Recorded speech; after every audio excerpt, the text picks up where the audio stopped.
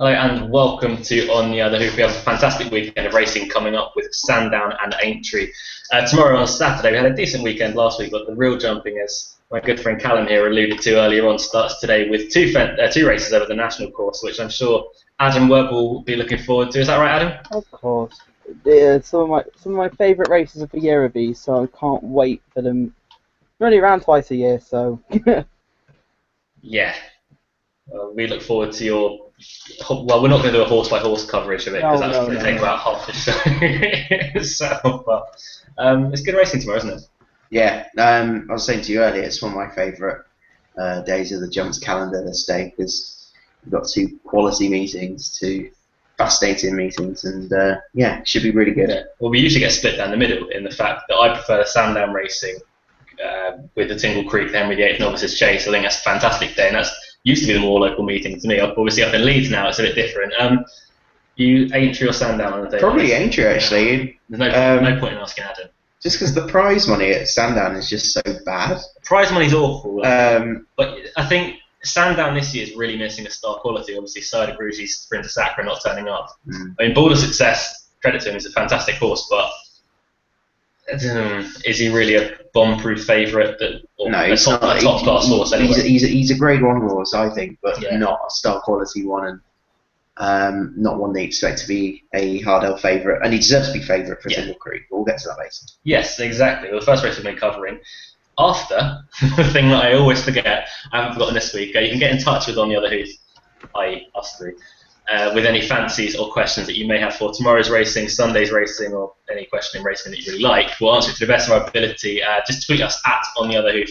We'll try and answer every single question at the end of the show. And any questions about today's racing are accepted. The 130 Aintree is the first race we're going to be covering, and it's also the first race of the season over the national fences, the Beecher handicap chase, a grade 3 over 3 miles and 2 furlongs. This is probably one of the races of the day, Adam, isn't it? Yep. This is the biggest field ever assembled for the race, and it is one of the best renewals of it I can remember. The problem with this race was when there were 28 on Monday, I started to do a short list, and I got down to I knocked 3 out straight away. And then on Thursday, when the actual entries came out, the 3 that I knocked out for various reasons were the 3 non-runners. So I sort of back to square one again with the 25. The where to start? It's just so difficult. I mean, Balbriggan is favourite in most places, and he did really well in the Troy Town last time out.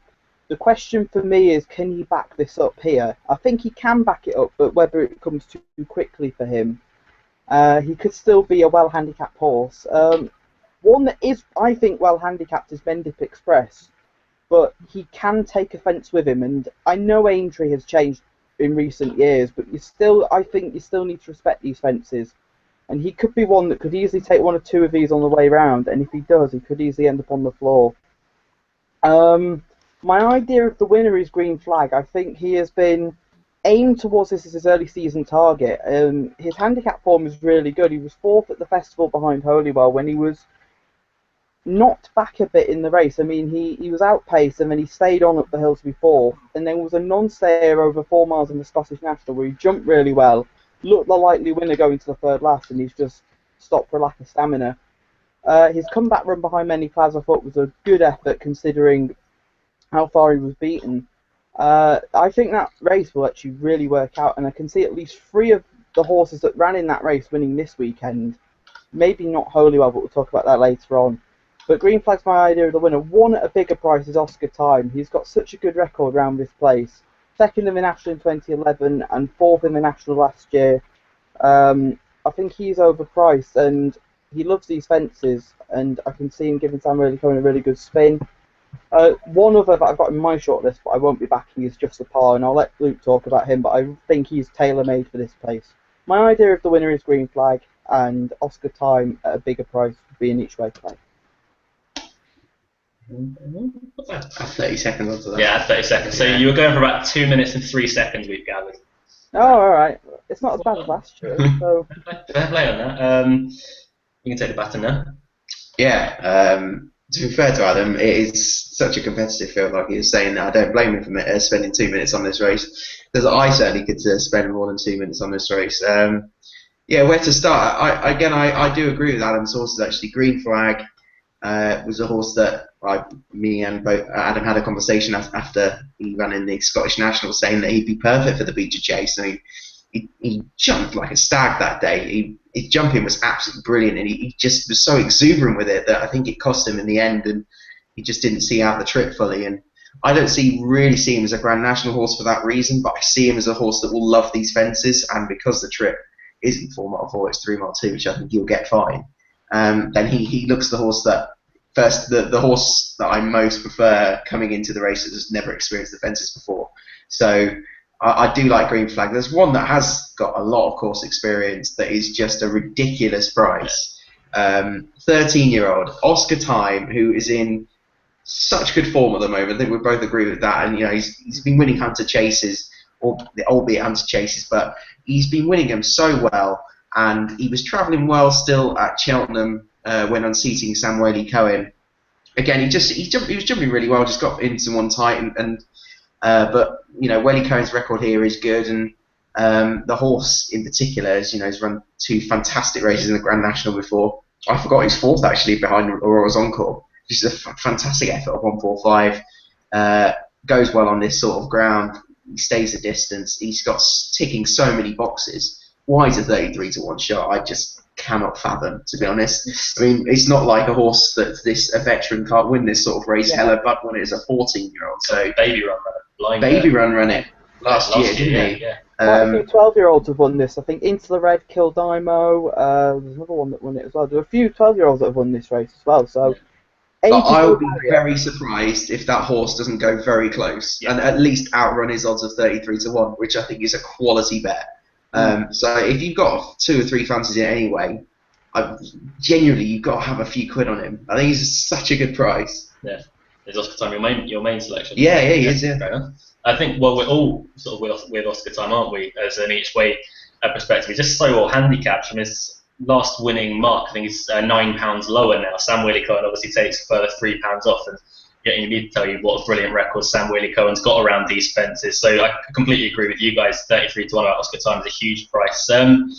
One nearer the bottom that I quite like is Saint Tar, but I'm a bit worried about the ground. If there is a bit of rain due at Aintree tonight, and the ground is already on the softer side. There isn't much rain though, is there, Adam? I think he'll be alright, if I'm honest, because the ground is fresh, and it's not like it's going to be like it was at Cheltenham the other week. It's not going to be like a glue pot exactly. I'm surprised that the ground is actually as good as it is up here, because we had a fair amount of rain. So I think we all agree with Santar. I think he's one of the best handicap horses in the race, without doubt. Sure. And now that he's trained by Tom George and not Tim Vaughan, I think he's got more to give. The horse has had jumping problems in the past, but he's actually jumping really well now. So at Cheltenham last time he jumped absolutely spectacular. And he has done at Cheltenham before, and obviously he's won at Aintree before me on the conventional track, but he's taken well to national fences previously. So yeah, we completed in the 2013 national. I think it was came 9th, and Dennis O'Regan I think is a fantastic jockey booking for Saint Tar as well. Obviously Dennis O'Regan had a few good spins a few years back with Black Appalachia over the national fences. I think he's a decent jockey booking. For Saint Tar, who seems to be improving still at his age. When I say improving, it could just be very well handicapped now from his old form. I think he's around £20 lower than his best mark, so he's approaching sort of dangerous territory with a handicap mark, and it'll be no surprise if Wahid wins tomorrow. I'm going to side though with just a par for my main bet anyway in the Beecher Chase. Sent a quick message to Nick Schofield earlier. He gave me a quick line on Just Par saying that they've always thought it was a national horse. They'll find out more tomorrow, but he thinks he's absolutely tailor-made for the national in particular. But this race will tell him a lot more. It doesn't see the fences being a problem, and they shouldn't be in fences. Of course, it's got plenty of scope. He usually jumps very, very well. For Marker 141, could be a little bit lenient. He's still a horse that's progressing and growing into himself, but he ran a decent enough race when he finished 6th, but got upgraded to 5th last time out in the controversial Badger Ales Trophy. He got lowered £2 for that as well, albeit he was beaten 19 lengths. But if he puts his best foot forward tomorrow, this is the kind of race he could excel in. There's quite a bit of pace on as well, so it could turn into an almighty slog, which would benefit him. I know a few people think, including us 3, were possibly thinking of him as a Welsh national type. Yeah, definitely. He's entitled as well to come on plenty for that Wincanton run as well. He's probably one of those Nichols horses that really, really needed their first run. So I would not be shocked to see him in the frame tomorrow, even win this. No, exactly. I think he's got a fantastic chance, but split opinions on this side. Moving on to the first race we're covering at Sandown, the 150. It's the Henry VIII Novices Chase, a Grade 1 over 2 miles. A Grade 1 by name, not by prize money. We were talking about a bit earlier. That's my annoyance with this race. There's £22,780 to the winner. Doesn't really represent Grade 1 value. Well, it's the same with that. Sandown's other novice group Grade 1s in the Tolworth and the Scilly Isles are both worth around the same. Yeah. And this field is always small, but it's actually worked out really well. I mean, it was upgraded to Grade 1 stages 3 years ago. So I don't understand why this isn't a much better prize than it is. I really don't. Well, they've attracted some brilliant horses to this race over the year. Hinterland beat Grondway last year. We've had Captain Conan win this. We've had Alfaroff win this. So it's been a decent race through the years. This attracted only a field of 4 this year. It's a select field, but it's a pretty high-class field, Adam, with Irish Saint being the favourite. Yeah, I really like Irish Saint, actually. He always last season looked as though he'd make a really nice chaser, and I thought he did it really well over course and distance where he beat Crispy Green. I think he definitely is the one to beat, because you've got doubts about, I would say, 2 of the others at least. Court Minstrel, I think, wants better ground, and Vibrato Valtat, oh, word. Put it this way, Sam Twiston-Davies, I think, did all he could at Cheltenham last time out, and if he'd have had it been any closer, and if he'd gone past Dunravenstorm, Dunravenstorm would have beaten him by further. Dunravenstorm is here, and I think he's got a chance, actually, and I think if you were interested in doing a forecast in this race, I'd put him and Irish Saint in a forecast together. But Irish Saint's my idea of the winner. Vibrato Valtat I could see travelling really well, and if he sat on the coattails going to the last, he could be he'd be an interesting bet in running. That's all I'll say. More to lay him as opposed to back him. It'd be interesting to see how many people fall into the trap again, really, with Vibrato Valtat. Probably a lot of people will. I mean, last time out, a lot of people fell into that trap. Yeah. Quite a few people predicted it spot on as well. So it's not something for Davis to slate when he does his usual trick, is it? It's Noel Feely's this time. I dissected the race down to how I think it's going to play out, and the only pace angle I could find in the race is Dunravenstorm, and that doesn't take much finding. I've got Irish Saint following in the second, Court Minstrel tracking them, and Vibrato Valtat in last, played as late as possible, but all of them have their quirks and weaknesses, really, that will come to the fore tomorrow, in my mind anyway. Vibrato Valtat, for me, won't get a fast enough pace to be able to travel into the race as smoothly as he would like and be put on top of the line. It could turn into a bit of a sprint. Dunravenstorm could be vulnerable to better horses, especially if he's going from the front. The likes of Court Minstrel and Irish Saint are very, very high-class horses on their day. And Court Minstrel himself, he needs faster ground. So it's more testing at Sandown. Whether he'll get away with it tomorrow in this high-class event, it's a worry for me. So we were agreeing earlier, I just cannot see Irish Saint beating tomorrow. It's ominous, isn't it, that we've all going for the same horse, but Court Minstrel on this ground, I think, and we both think he's going to struggle. If it was better ground, Court Minstrel would be in with a chance. I'm still not convinced by him as a chaser yet. I think he's done okay so far. I don't know. It's a strange one. I can't really work out Court Minstrel, to be honest. You're a fan of him, never heard? I've been a fan of him for quite a long time, but tomorrow I'm really not convinced about the ground. I think the ground blunts his turn of foot, to be frank. That's right. Vibrato Valtat, similar comments. Yeah. Ravenstorm will run his race, and I just think Irish Saint will be too good for him. Yeah. That's exactly how I think it's going to pan out. And 13-8, I think, is pretty solid to have Irish Saint about a 5-4 shot in this. Yeah, it's a decent enough price.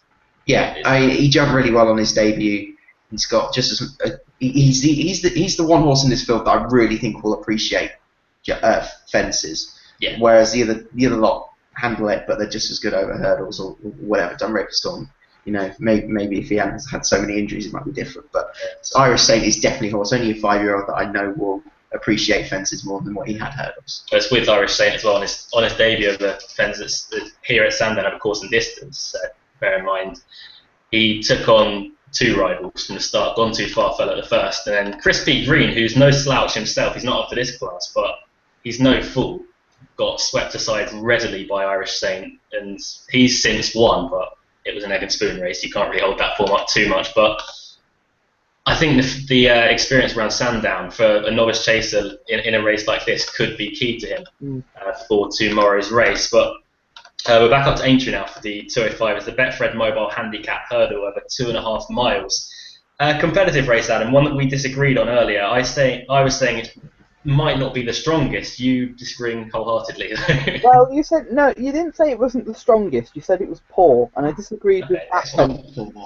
It's not poor because you've got improving handicappers in this, like Secret Stream, Nexius. You've also got the likes of Wadswick Court, who fell at Aintree last time out. And an interesting story is he went and jumped all 3 fences up the home straight with one of his legs caught in the reins. He jumped all 3 fences really well. So good news for Charlie Longson is he'll make a really nice chaser next season. The one I have gone for is Mountain King, who I thought looked as though a step up in trip would be ideal for him. And I think Aintree is the right place to go if you're going to want to step up in trip and you want it to be an easier track, say, to compare like Cheltenham, Sandown, where you've got the hill to climb. On a flat track, I think 2.5 will be his trip. And at 8-1, I quite like him tomorrow. I mean, Secret Stream is one I really respect, and that Weatherby race has worked out really well. But I think Mountain King, at this trip, has got a bit more to offer. One a slightly bigger price, Meadowcroft Boy, who was withdrawn at Haydock. I'm not sure why, but I think he could run a big race as well on his return.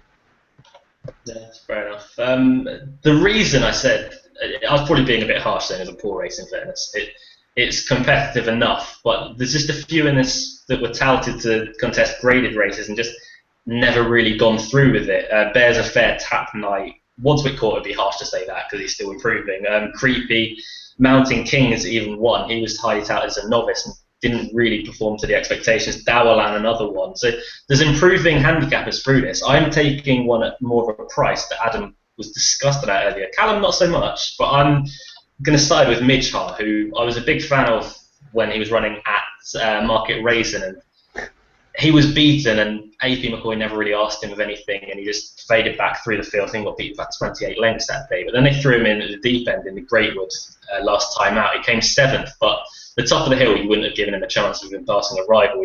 When he was coming down the hill as well, he was just drunk. His legs were all over the place. He really didn't handle the course whatsoever. The ground was also too soft. It's going to be on the softer side at Aintree tomorrow, but nothing like it was at Cheltenham that day. But the thing that caught my eye is that no matter how much he hated the course and hated the ground, he still stayed on from the turn for home when he was actually last. He stayed on to about 7th and not beaten all that far behind better horses that are in this race, the likes of Garde La Victoire and Banateur. So the step up to 2.5 miles on slightly better ground and the flatter track, I think, would be more key to Midgehar. Could just be the telling factor for that. And it's a good jockey booking as well with Jamie Moore, who's a jockey that I've got a lot of time for. As for the rest in the race, I'm not 100% sure who to oppose with. Wadswick Court would be another one I'd be willing to give another chance to. Obviously, he fell last time out, so he had to bounce back from that. But he's one that I can see with a bit more in hand of his handicap mark of 136. But you'd be more of a person to shed a bit more light on that. Do you think he's a better horse than 136? Yeah, I think he has the potential to be, especially over this trip, which he's promised to stay and look like he's needed for quite a long time, actually. So, you know, he's finally over this trip in a competitive race. He's virtually, you know, he's always raced at 2 miles, hasn't he? So he fell last time out. I'm sure it'd be his jumping is usually pretty good. So Jason Maguire on board, I wasn't really keen with. I don't think he's the kind of horse that you get real terms with, but I think he'll go pretty well tomorrow. Secret Stream, I thought, was really impressive last time out. And Malcolm Jefferson was obviously no stranger to winning races at handicaps at Cheltenham, and he just seems that sort of type, like at a glance and Cape Tribulation to me. I just think he's a improving handicap hurdler. He's going to be aimed at a big pot sometime and can take this sort of race on the way. The ground, I mean, he's gone well on soft ground before. His last win was on good ground at Weatherby, but that's his first try at the trip, and he remains highly unexposed over this trip. But I think it's a good race. I agree with Adam. I think it's a really good race and one I want to keep an eye on. But Secret Stream, I know he's favourite, but I think he deserves to be. Waswick should run well. Meadowcroft Boy as well, I agree with Adam. A bit surprised about the hood being on, but he's a horse that remains with potential, and Alistair Willens is really making a name for himself at the moment, so he could be their flagship horse, hopefully. So But Secret Stream for me, I'll put him up a £10 high. I think may not be enough to prevent him following up. That's fair enough. It's a competitive race for sure. Another competitive race coming up back at Sandown, 225, where our very own George Gorman has arrived, claiming £10 off the bottom weight Sudden Wish. No dinner for you tonight, George, I'm afraid. Sorry about that. But off a mark of 102, Adam, I'd be pushed to give him a chance tomorrow. We've got form with Regal Encore, but no, I wouldn't be. I thought you were bringing out positives in it. Nah. Best of luck to George in his first ride on Channel 4, and I hope it goes safe and sound, and if he can win, that'd be an added bonus for him anyway, but not really for me. It's an interesting race. Dormello Mo won really nicely at Exeter with the first time tongue tie on, and could potentially still be better than his mark. Snake Eyes is one that is definitely better than his mark, but whether tomorrow's the day, I don't know. Amore Alato is interesting, but has to prove the absence and see if he's ready. I think he's got a big chance. The one that I'd tentatively put up is Sleepy Haven, who was a horse that I liked last season. I saw in the flesh at Aintree, and he actually ran really well on his last start behind Dispor in a juvenile handicap hurdle. And I just think that if he's ready first time out, he goes around Sandown, and I think he could be a big, not big each way price, but he's a bigger price than some. I'd have him shorter than some of the others in the race. So Sleepy Haven each way would be my play in the race. With regards to Sleepy Haven, it's a thought that I had. Why is he 11-1 when Sweet Deal is 9-2? Obviously, they've got the form going back to the juvenile hurdle at Sandown last year behind Violet Dancer on similar ground to this. Yeah. One's trained by Jenny Candlish, one's trained by Nikki Henderson. Well, Sweet Deal won't go on this ground. Not at all. Absolutely not. What's the ground like at Ascot last night? Must have been soft. Soft enough, yeah, but he should have been winning that race, really. It was on the softer side, but he's got an improving horse in Leviathan beating him, and he's beat everything else quite comfortably. I don't know. I don't think that's bad form at all. In his juvenile hurdle behind Violet Dancer, was soft enough that day, very much on the soft side, and he just didn't seem to handle it at all. He came from the flat from Jeremy Nasida's yard, and I don't know. I'm just not convinced about him on the ground. Personally, I agree. I don't think it's probably his ideal, but I think he'll go on it. I take Sleep Haven at 11-1 with that form from Sandown previously. But personally, I'm siding with Dormello Mo, who took part in that fast of a race that Bertimont won at Chepstow when he was one of the ones that received not the strongest of rides from Sam Twiston Davis that day.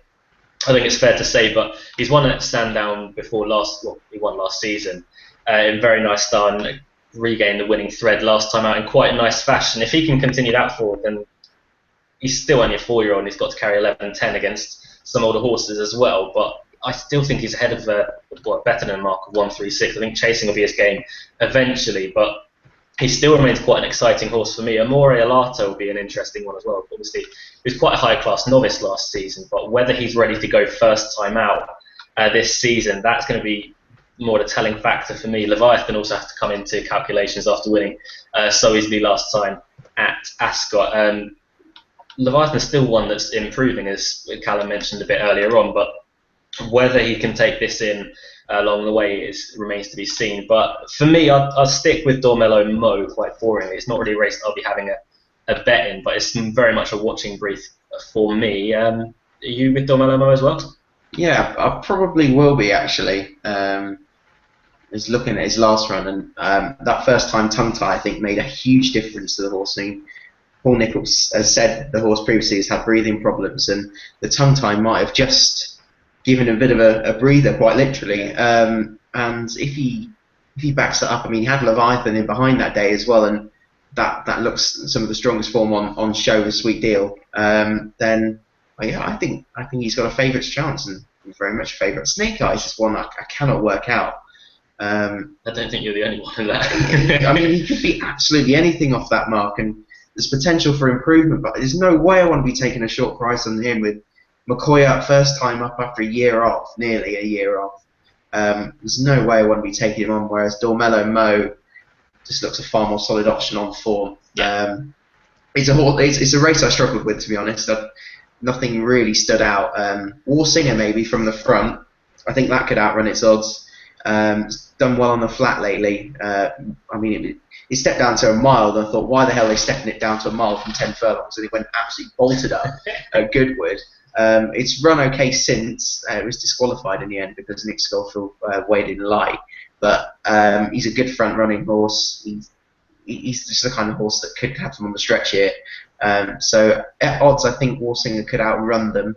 Dormella Mo is the most likely winner. Yeah, we wish good luck to our friend of the show, George Borman, but you might need it tomorrow, buddy. Moving back up, that wasn't too harsh. Moving back up to Aintree now, the 240 is the Betfred Racing's biggest supporter chaser. Not the biggest supporter. On the Other Hoof is the biggest supporter of racing. It's a listed event over 3 miles and a furlong. Again, only 4 runners, a select field, but a very high class field with Hollywell, Sam Winner, Medemy, and Mathil Yule.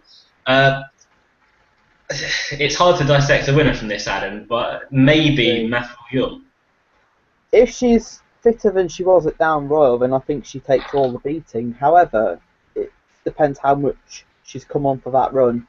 If she has, I think she wins. Holywell, obviously, is very interesting. Course and distance winner of his Grade 1 Novice Chase, but the thing with Holywell, I know he runs. Everybody says that he needs his blinkers, his beloved blinkers, and that's when he's at his best. But actually, he's got form without his headgear on as well. I mean, there are a couple of occasions as a handicap hurdler where he was finishing second in the fixed brush race and the one at Warwick with obviously blinkers on. Cheap pieces just sharpen him up, and I thought, actually, to be fair to him at Carlisle, he jumped really well actually, because I was still questioning whether I thought he'd make it over fences, but he actually went and proved me wrong, jumped really well. The one that I actually like in the race, for a bet purpose, is Medemy, who is the outsider of 4, but he's been running well of late, and he ran okay in the Betfair Chase.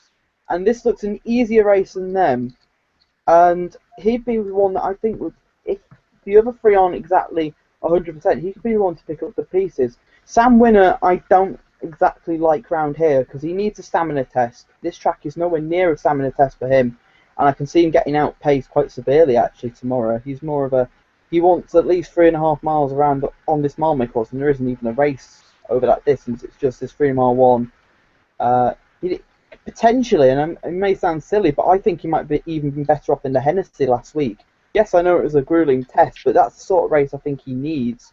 Plus, he went up £9 for that Cheltenham win, which I don't want to say is harsh, but he would have only had I think it was a £5 penalty or £4 penalty in the Hennessy for the gone there. So I'm kind of surprised I've come here with him. But if Matthew's ready, she wins. But I can't trust her tomorrow, and I'd rather have my money on Medemy.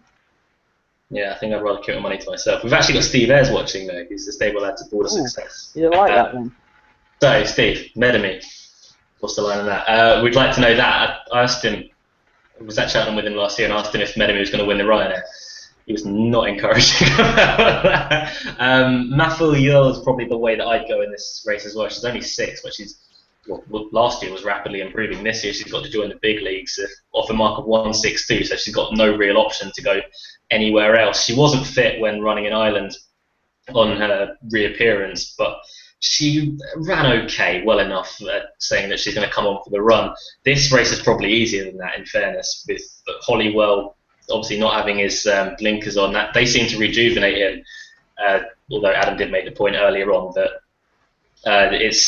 he has form without them. Sam Winner, for me, I completely agree with Adam. He's more of a stamina test, and he's not going to get that round here. Medemy is interesting, but for me, nothing more. I've given Medemy quite a few chances since he's come back from his injury, and he's shown a bit, but he's not shown enough to suggest that he'll be up to winning this race unless he takes another step forward tomorrow, which, in fairness, is hard to see why he would just out of the blue. So for me, Mathil Yule, even though Nick Jensen's yard may be struggling a little bit lately, but you can make the same comment about John Joe's yard as well with Hollywell. So, sorry, the Hollywell, isn't it?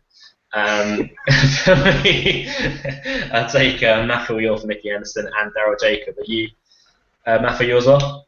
Yeah, we're agreeing on quite a lot tonight. It's worrying. Which is worrying. This Goliath is going to be quite interesting. I'll go for interesting. Yeah, Mathil Yule for me. somebody messaged me actually saying that Matthew, they want to go for Hennessy with this horse, and obviously it wasn't entered. So, It might be too high for a mare to give that away. well, yeah, you'd think so, wouldn't you? But I think she deserves that sort of mark, and you know, Holywell, looking at his form, he's never won this side of Christmas ever. It's just a horse that seems to find life later on and for racing. So again, I'm worried that there's going to be plenty left off him tomorrow. I think the horse is very good, Holywell, and but a small field like this at this time of year, I could definitely leave him. Sam Winner's going to go from the front. Well, you'd think so. Try and take the sting out of the classy rivals, but I was quite worried how badly outpaced he got at times in that race. And a lot of people thinking of him as a national horse, but I don't like a horse that has to be ridden along from such an early stage in a Grand National. And I just think he's doing well to do what he's doing at the moment, to be honest. And Tingle have ridden away from the start. yeah, yeah, that is a point. But he was a much classier horse than Sam Winner, wasn't he? Yeah, that is fair. Medemy, I thought he ran okay last time out. But Matthew for me. Yeah, Go on, Adam. There's an interesting point made to me by I met Steve Mellish at Cheltenham, and I asked him about Sam Winner and what he made of him, and he said he was. Steve Mellish's voice. I can't do Steve Mellish's voice, but he suggested headgear. If they went to Aintree for the Grand National, he said, don't be surprised if they tried him in headgear first time. That would be interesting. No, I would definitely agree with that. I mean, he's been in blinkers before. Looking at his fingers, obviously, tongue tie is not headgear, but he was in a tongue tie last time out. But he was third in a handicap in April 2013 in first time blinkers. Yeah. A competitive little race then, and quite a high class little race as well with only 4. And we go from that to a Grade 1, the Tingle 888 Sport. We'll give them a plug. Tingle Creek Chase, a Grade 1 over 2 miles around Sandown. For me, it's one of the races of the year. Slightly disappointing that we haven't got Sprinter Sacre outside of Grugy. Well, no, personally, it's just something I enjoy, but we haven't got Side of Grugy, we haven't got Sprinter Sacre, but we have got the best horse ever.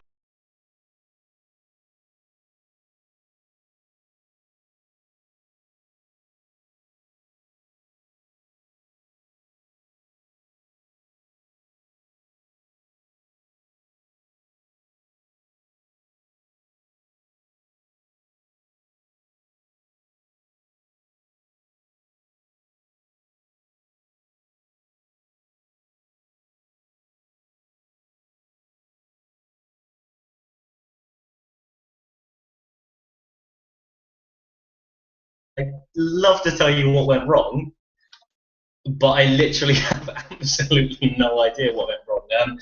The Tingle Creek Chase is next, which is what we were talking about before we mysteriously vanished. Thank you for sticking around, guys. I would not have. Border Success is the 3-1 favourite. Surely, with the absence of Sprinter Sacre and Side of Grugy, Border Success has to be the worthy favourite. Oh, without a doubt, it deserves to be the worthy favourite. And in fact, I'll go better saying that him and God's Own are streets ahead of the rest at this stage. It's 2-1 to God's Own actually, but you could think Baldus is say under these conditions, 2 miles on soft enough ground, and he's going to be primed for this. I think that's the main thing. I mean, he clearly wasn't primed for the Horden Gold Cup, which God's Own was getting weight from, and he probably went off. So. nice to speak from Ryan. And he went off too quick, I thought, punches down, and God's Own picks up the pieces. He tried to engage Champagne Fever too early in the race. Yeah, I think. But I don't think there's much between the pair. I think they're both really admirable horses, and from a value point of view, I don't think God's Own's got enough respect, the respect he deserves, and I think it's just between the two, and I can't really split them, to be honest.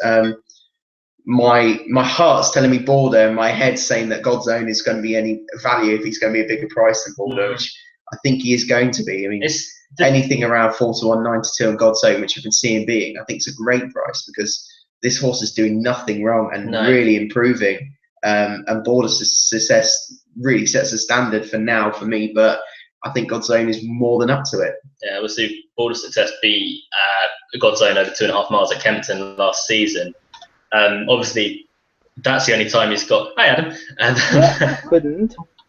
We have not got. I would love to tell you. I literally have no idea. Like the 1 call minute cut you were out. there, and then came the back call in. just. 1 minute you were there, the call just went, and then I had to go on Facebook and ask someone what had gone on. So yeah, that was weird. I'd love to tell you. I just don't know. But as I'm saying, Border Success beat Godzone at Kempton last year at 2.5 miles. But Godzone has since beaten Border Success twice. Once in Howden Gold Cup and once at Punchestown last season. As Callum said, at Punchestown he engaged champagne fever too early and went off too fast and suffered for that later on. Godzone probably has more stamina reserves than Border Success does. We're just watching the moment that he cut out back. It's you. Stick one on it. You're watching stick.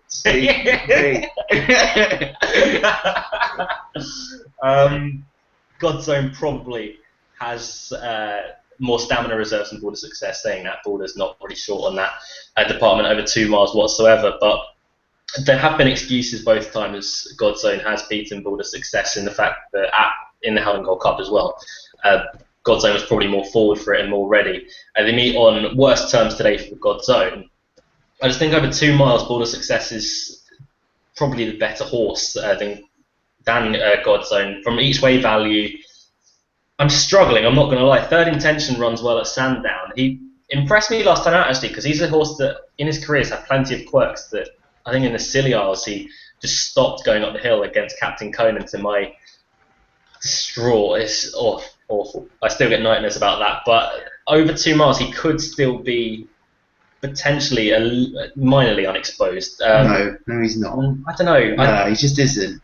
If the only horse, or the only horse in this field that isn't unexposed is Third Intention. Come on. I didn't say he's the only horse. Well, like, I couldn't have him with the words unexposed. I said minorly unexposed. Minorly, yeah. If he has turned a new leaf, and last time he went about 20 lengths clear and didn't stop. He was hugely impressive at Haydock. I'd agree. He's never done that before in his career. In his career, he's always stopped as soon as he hits the front, and he didn't do that last time at all. So if he is now enjoying his racing and going on and really putting 100% into the line, he could be a danger at 20 to 1. I'm not saying he's going to win at Tingle Creek, but he could be one that runs a decent enough race. But saying that is not to the class of Border Success or Godzone. Out of the two, I have Border Success coming out on top. And I hope I'm right. Richard Johnson's not the worst jockey booking in the world. I wish Noel Feely wasn't on Hinterland saying that. But, we won't complain too much about it. Adam, you're the one that hasn't spoken about the race, aren't you? Nope, because it went AWOL, basically. Yeah. It's considering there's no sprinter or side of Grugy here, I still think it's a good race. Because there's still, you've got the top novices from last season, you've got Border Success, you've got Godzone, and you've also got the unlimited potential, shall we say, in Vukovar. And he is a fascinating contender here. And he has been well back for this, and he's also been back for the Champion Chase as well. And he could easily go and win this tomorrow. Ignore his run at the festival. He had no chance from the start. He got badly hampered at the first and was on the back foot constantly. He's just a really fascinating runner. Not for me tomorrow, though. The one that I obviously will like and I've been a huge fan of is Border Success. And I still remember on his chasing debut and being convinced that he wouldn't be a chaser, but by God, he proved me wrong. And my favourite was Tingle Creek. Alright, you were right, I was wrong. Yeah, we get that, Luke. His only bad run over fences came at this meeting 12 months ago, but Alan King's horses weren't right at that time. And as you guys, I think, were saying as I came back in, you were talking about Punchestown. I kind of agree that I think Wayne Hutchinson thought there was only one danger in the race. He beat that danger off and then exposed himself to Godzone and Moscow Manon, who were behind him. It was a good enough run, I thought, and he's come back trying to give weight to Godzone. And I think, back on level terms, I think Boulder is the one to beat. Godzone, I respect as well, and fair play to Tom George. I mean, they could have gone for the easier option, gone for the novice chase, but they've come here instead. Plus, Tom George complained about prize money as well, which I think he's right to do. I think it's between them two. Oscar Whiskey at championship level over 2 miles. No, thank you. Ooh, no. In fairness to him, over fences, I've given him plenty of stick.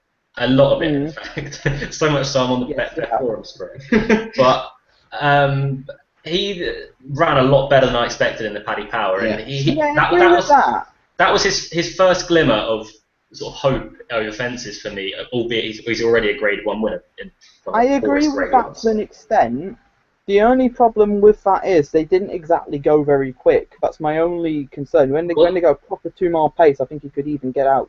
I saw Declan Ricks putting an interesting point up earlier on Twitter that if they go from the front with him, then it could benefit him, and he could just run his own race, and let the others be bothered about what they're doing. But then possibly, maybe Boulder Success would have to rival him for the lead.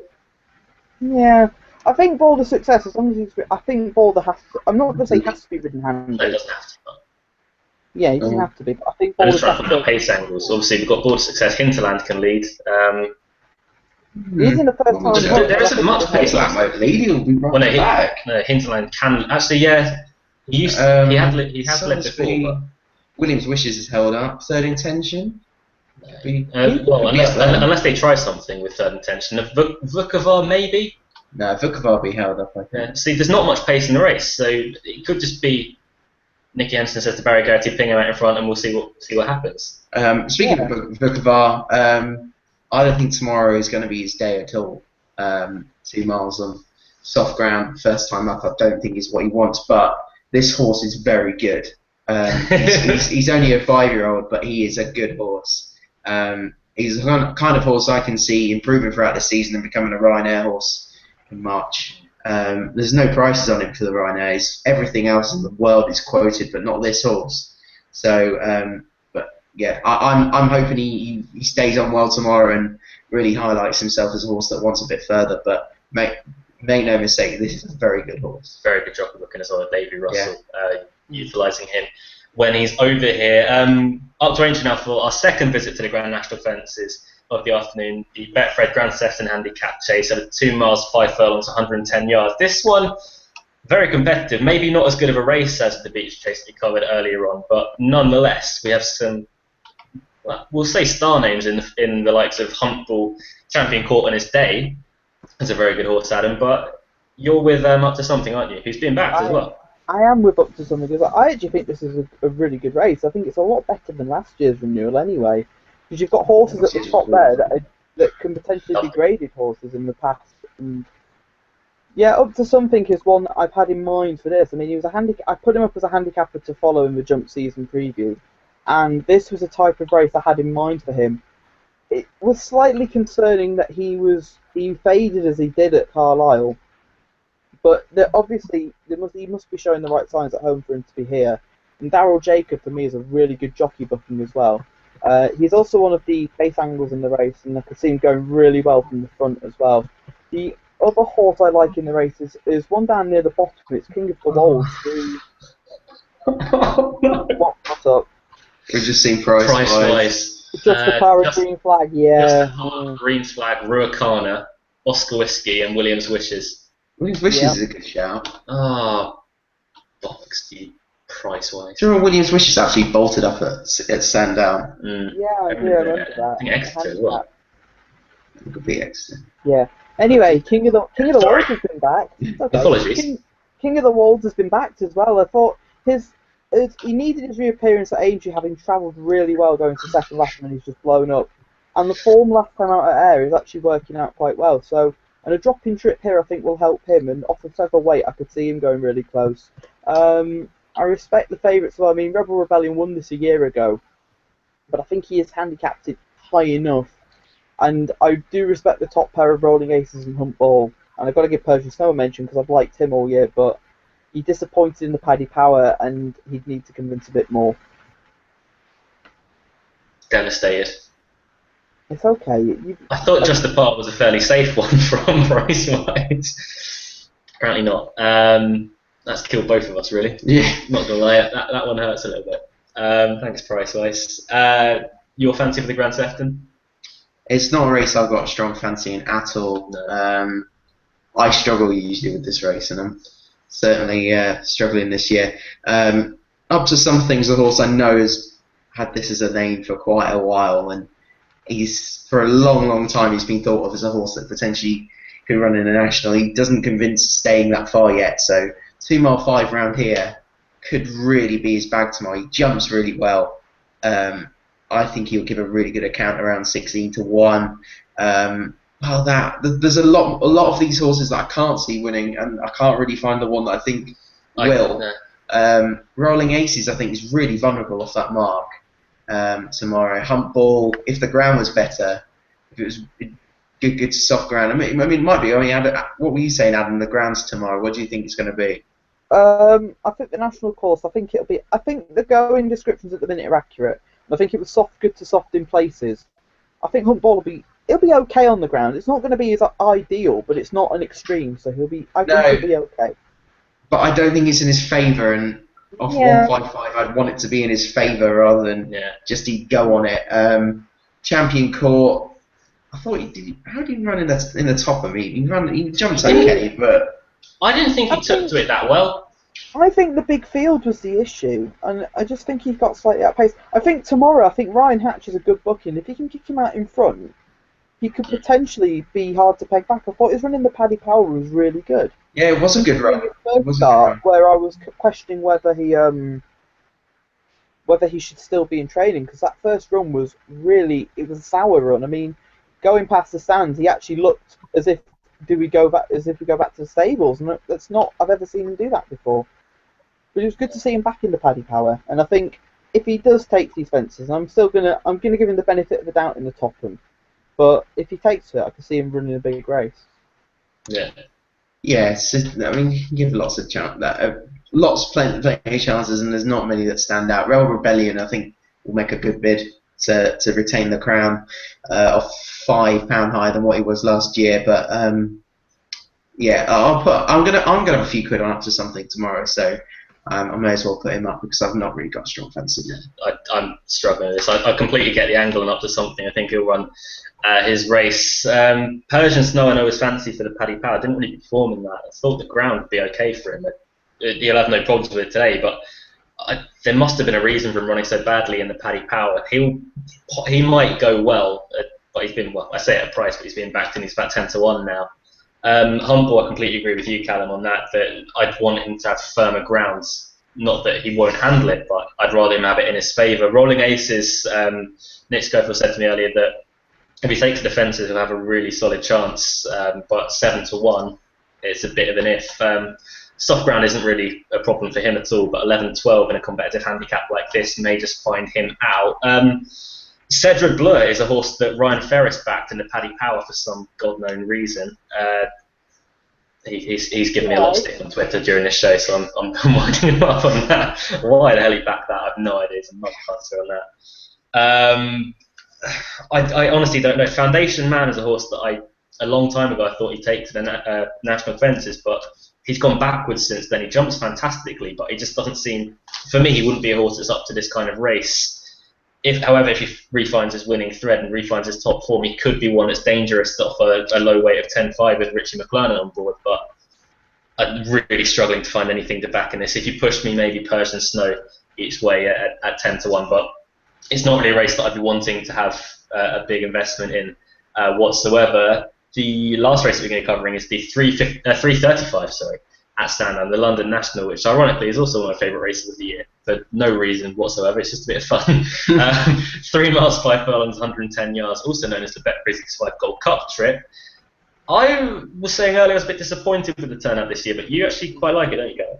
It's a really good race. Not in terms of quantity, but I think there's plenty of quality in the race. And just look at the market. I mean, you've got There's No Panic, last year's winner, at 11-4, and then you've got 4 or 5 horses lower than 7s, and Upper Matton the only real outsider of the field, you know.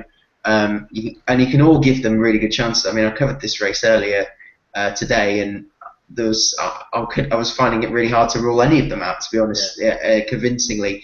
But there was one that really stood out to me, which is Casper Darley for Oliver Sherwood. I mean, he's only had 2 runs in as many years. Both their offences had a lot of problem with his jumping in the past, but really clicked into place last year. Bring us to Sandown. But he really clicked into place last year, including when he's second here to Charterer back in March. His record fresh is brilliant. Maybe he clearly has had problems, but he's a horse that he's just been crying out for this sort of trip. And seeing as he goes well fresh, goes well on this soft ground, or at least goes on it, and has a good record at the track over hurdles and over fences, and he just ticks so many boxes for me, especially off a mark of 131, which is £7 lower than his hurdles mark. And I think he's just as good a chaser now, to be honest, now that he jumps well. So he really, really sticks out for me. There's No Panic I would want to be taken on clearly on this ground, and I don't think he's in the same form at the moment. I don't think ground's much of a problem for No Panic. I think he wants it better. And again, it's one of the ones I don't think it will inconvenience him. No, but I'm not convinced by him, if I'm honest, on this soft ground. That's just my opinion on it. But yeah, but I mean, since that when he's been pulled up and unseated, and he ran in snatches in that hurdles race the last time at Farnwell, this is more his bag. Samstown you can't rule out, considering the form he's in and what's happening will promises to stay this far, and Emperor's Choice is solid. So all of them have got solid chances, but Kaz Vidali just sticks out for me. It's like a sore thumb, and I really like him tomorrow. I'm going to say something that's going to piss you off now. Go on. This race is more valuable than the Grade 1 novice chase. That doesn't piss me off. That's just stupid. It's just stupid. What's just strange is that it's 40,000 altogether, but there's more to the winner for this race than there is for the Sundown race. £25,024. Solid £24 as well. That makes a difference. Where does the rest of the money go? It's the same amount for the. Go more to the second. There's more for the second. 7,392 to the second, and 8,500 for the awful prize money for the Grade 1. Good work, Sandan. Good job. Respect. I'm with There's No Panic here tomorrow. I just thought it's probably a stupid way to look at it. I thought it was just the obvious selection. I don't really have a problem with him on the ground. He's obviously runs very well at Sandown. I remember him chasing Solholm as well for 3 miles, as well as winning this last season. Stays very well. Paul Nicholls put him up as one of his chasers to follow in his novice season, so he obviously was highly thought of then. Off a mark of 132, there's possible that there's still a little bit of leeway in that handicap mark. Sound Twist and Davis obviously takes the ride. I'm very wary of Emperor's Choice for Venetia Williams. As I say, it is apparently Venetia time, as we call it now. Maybe not been flying as she has in past seasons, but Emperor's Choice on this ground could be a bit of a danger to There's No Panic. But I don't know, I'm struggling to see past the Paul Nicholls representative.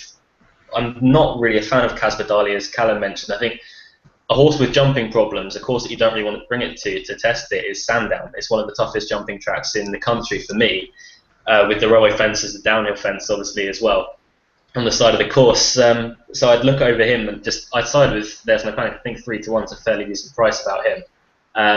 But Adam, you're the deciding vote.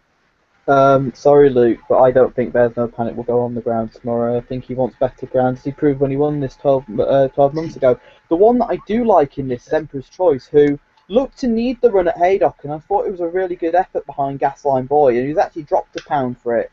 And those two were miles clear of the third, Tom George train runner. Name escapes me, but I think he'll come on plenty for that run, and he wants a real stamina test like this. The ground shouldn't be an issue. I'm quite sweet on Emperor's Choice, actually. I think he'll go really well tomorrow. The same with There's No Panic with regards to the ground. Obviously, he's one on good firm that he handles fast ground very well. But over 3 miles, as I mentioned earlier, he chased home Sol. That was on heavy ground, and it was very, very testing that day. I still think he's better. I think he's better on better ground. That's my exact point. He goes on it, but he's not as happy on it. Although saying that, this race isn't particularly one that you're going to need a turn of foot or to handle. You just need to keep going at the same pace for the entirety of the... He showed quite a good turn of foot in this last year, I thought. Yeah. That's when he narrowly denied my selection caught by surprise, which I think I backed There's No Panic. I backed There's No Panic last year, so of course you did. After time. But yeah, There's No Panic for me. Kaz Vidali for Callum, and Emperor's Choice. Emperor's Choice. I completely forgot what he went for. / didn't want to listen. Sorry, we get to your tweets now that you sent in. We've had quite a few sent in tonight as well, so it could take a while. Apologies for that, and apologies again for cutting off a bit earlier on. We still don't really know what went on there. First question of the day. Well, we had a statement earlier from Davey Lane, who's a new person to the show, so welcome, Davey. I'm in Liverpool for the beach, so imperative that you have a shrewd Scouser chap who knows his Birch on the show tonight. We have a Scouser who doesn't know his Birch, and he's not that shrewd, but we have a Scouser, so we've completed one of the three demands. He's shrewd when it comes to the national, you've got to admit. He's shrewd in finding the first this place. year, I think a 3 before the first. Just winding up about one particular horse. Kai Wills. Hello again, Kai. Would you be back with Matthew Yule due to the alarming form of John Joe O'Neill yards? We're all fairly keen on Matthew Yule earlier, weren't we? But it's not just because of the form of the John Joe O'Neill yards. She's got scope at this time of year, anyway, to be the best of the four. I think was the main sort of consensus that we thought up. I think Matthew Yule wins tomorrow, hopefully anyway. So good luck with that. Lee Armstrong, don't forget to big up Guniella. Oops, we forgot. He's going to get out in the Welsh National and then realise how much of a boat it is. It is so slow. It'll take to the fences, I think, but I don't think. I know it's weird to say with 3 mile 2 at Aintree on soft ground, but I don't think he's got the pace for it. He's one for the national. I just think he'll get outpaced tomorrow, and he'll be staying on 6. That's the view. Yeah, that's possible. Yeah. He just doesn't travel. He just hasn't got the pace to travel like you have to around the national fences. Yeah. You can get away with it in the Grand National. Guniella was, of course, the horse last year that missed out on the Grand National because Golan Way wanted to run. No, it was Swing Bill. And Golan Way. Yeah. If Golan Way wasn't there, Golan Way's fault. Yeah, Golan Way's fault. Sorry, Golan. Lee Armstrong then goes on to say Guniella. Professionalism on the other please. Professionalism. Guniella and Oscar Time reverse forecast Lee Armstrong's going for. So good luck with that. Drinks on you if that comes in, because that's a big first forecast as well.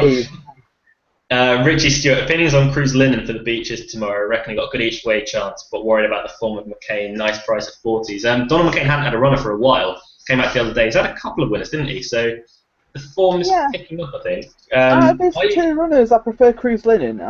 I'd say we got him wrong in the national. I thought he ran a much better race than I thought he would.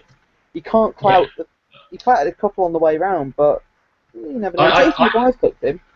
Yeah, I was going to say that. Yeah, I'd like to wish Across the Bay luck actually, because not negotiating the fences because he does that perfectly, but negotiating the bend in front of the stands. It's not his fault when Tidal Bay takes you out. Yeah. He's been carried out there twice now. He got carried out by a loose horse in the national the year before and sacrificed about 10 lengths. So good luck getting around there across the bay, and I hope you have a safe trip. Richie Stewart then fancies Dollar Chulo in the Grand Sefton. My nap of the weekend at 10-1, and the Great Tricks team are in red hot form, hoping he takes the course. Dollar Chulo, guys?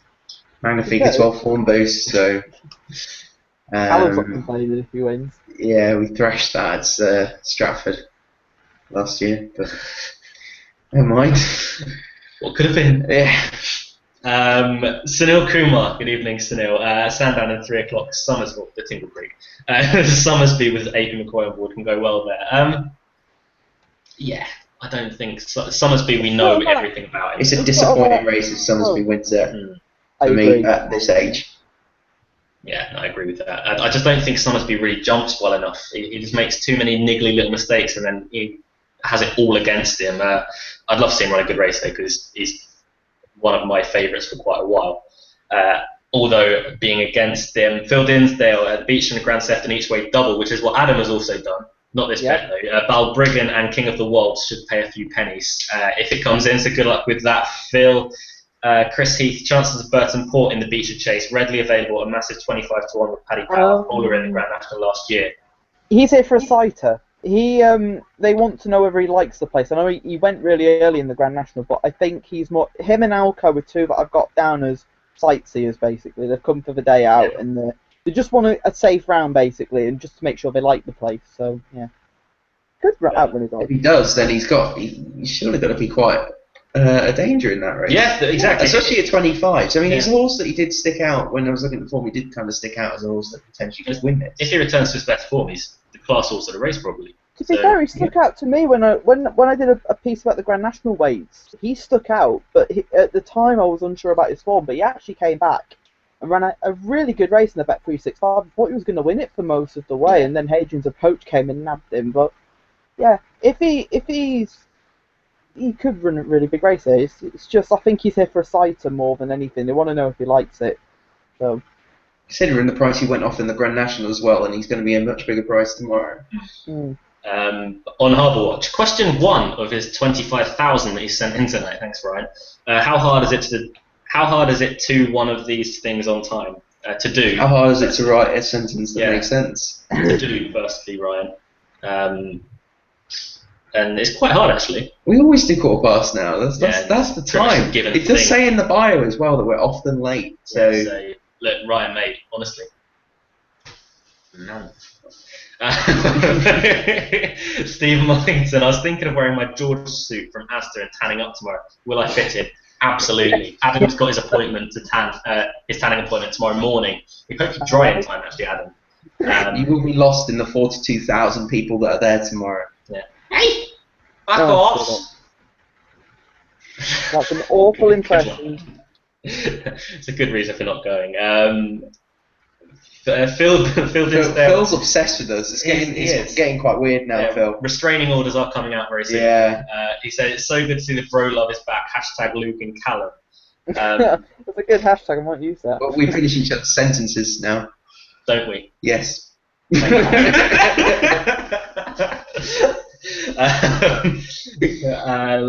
Josh Wright, Burton Port, Alfie Spinner, and Oscar Time for me. You can make a case for most of them. I think that's a very good point. Adam, when talking off air earlier, Adam said most of these would have a chance, and you wouldn't have to really push the boat out to make a chance for all of them.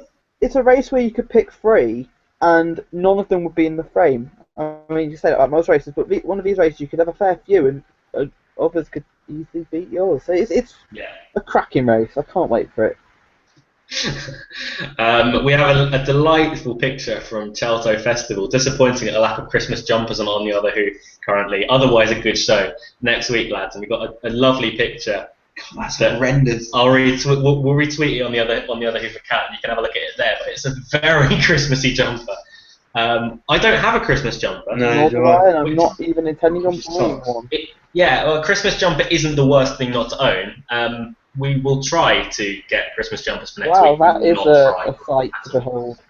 Yeah, we will not try at all to get Christmas jumpers next week. But apologies at your disappointment. We've also got a picture from Jeff Handley on Oscar Time winning at Mollington in May. 33-1, as we mentioned earlier, for the beach chase tomorrow. On Harbour Watch, is Hobbsy missing the point in not aiming BK at the Gold Cup? Also King. Yeah. You know what? Can I interject here? I actually had a thought about this the other day. If he's to win a Grand National, he needs to run to a mark that could easily get him a place in the Gold Cup. I actually think On Harbour Watch is talking sensible ones. Shock horror. You think of horses like Hedgehunter and stuff like that have been placed in Gold Cups, and this is not a vintage renewal at all at this stage. There's nothing standing out. And the horses that do stand out on form have got a lot to convince at Cheltenham still. It's such a non-vintage renewal that we had a match bet the other day. You had Road to Riches and I had Boston Bob in a match. And I think they've both got massive chances. In a match bet for a pint. So it's not, at the moment anyway, nothing has emerged as the clear leading 3-mile chaser. Jeff Anley, Secret Stream won well last time, and despite an increase in the weight, can go in again at Aintree. You fancy Secret Stream, don't you? Yeah. Definitely backing. Good luck with that one, Jeff. A nasty tweet from On Harbour Watch this time. Good to see on the other who've cut out before Luke Held and made too much of a prick of himself. See, you're watching too. Then we have a few tweets about us going off there. Did Callum Liddell just pull the plug out while you two were playing football? Why would we have the internet plug near our feet, Phil? Come on. In the kitchen as well. Yeah. Who does that? Come on. Just be real. Yeah. On our Overwatch, again, this is question number 24,002. If Third Intention wins, we need to cancel jumps racing this season and watch the final. Yeah, no, I totally agree. Okay, I didn't say he's going to win. I said he's the type that could run a good race. I'd be shocked if he won tomorrow, and almost as disappointed as Ryan. But I wouldn't imagine we'd see Ryan. I also agree with Ryan's tweets about Mad Moose during the week. So you're getting a grumpy fucker, aren't you? Yeah.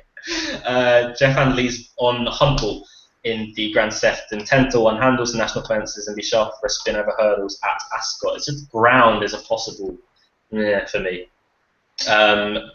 Phil Dinsdale's just questioned exactly on Twitter. The ground may be the problem. Killian Doherty, thoughts on Big Casino and Creepy tomorrow? Creepy a bit worried about coming back from fences. The yard form isn't flying at the moment, which is a worry as well for Martin Keithley. I love the horse. I love Creepy in his sense. It was named after one of our panelists in Adam. It's Michael then. Yeah, well, Michael's not here, so we're going to bully you about it. Big Casino. What race is Big Casino? I've got it up to 1 o'clock at Aintree. Do we know? The drop in triple help, I think. Why is Bad Moose not ready? He's probably not ready. That's one of the reasons. They said they'd probably go to Cheltenham next week. He's still in his box. He won't come out of the box. But yeah, Big Casino, I think the drop in trip will help him at Aintree, and I think he's definitely got a chance. But I sad to say, I think Bailey's Concerto's winning run is going to come to an end now. I think he's it's a tough race. Tom's going for as well. Yeah, riding. Nigel Davis is an interesting one. This time in that race because they had 2 options with him, and they've come here, so they must. I think they've come for the easier option personally with this time, and I think he's got a big chance in that. Quelch versus Food. Knockerhand a good thing tomorrow. Trip's suit and looks like a national in its sights. He is a good jumper, and I think he'll take to this place. He's one of the many pace angles in the race as well. And if he can get, I'm not going to say his own way, but if he can be ridden prominently, I think he can. I think he'll love this place. Not a national non-stayer in the Welsh, yeah. In the Welsh national, isn't he? Yeah. Yeah. He's always been really well regarded, and I think he's kind of finally finding his feet. Yeah, I could see him running well here, and I could even see him in the Topham in April. I think that could be a race made for him. Yeah, possibly. It's possible. He came up bottomless. Yeah, that's what I was going to say. One final tweet from On Harbour Watch until he tweets again in a second. Stanland Chase Course is actually very sharp. Which one of us said it wasn't? No, I don't think any of us did. He's quite sharp. Yeah. I mean, it's stamina sapping, yeah. It's got the massive uphill finish. The fences down the back straight take a lot of jumping. But it is a sharp course, though, and Sandown is a sharp course. I don't know where that tweet's come from. It's a very tricky chasing course, though. You need a really good jumper, and you do need one to stay as well, because they race from a long way from home over fences at Sandown. One last tweet, Simon Whittaker. How far will Vibrato Valtat win on the bridle tomorrow? And we're going to end it there with a nice joke there from Simon Whittaker. Thank you very much for suggesting that Vibrato Valtat may win by any amount of distance on the bridle. Thank you very much there. Thank you again for watching On the Other Hoof. We apologise for our hiatus mid-show. We'll try for that not to happen again. We don't really know what went wrong though. Naps. Oh my god, I nearly forgot. I'm 2 from 2 in the past 2 weeks as well, so that's poor for me to remember that. Forget that, not remember it. Adam, you can go first.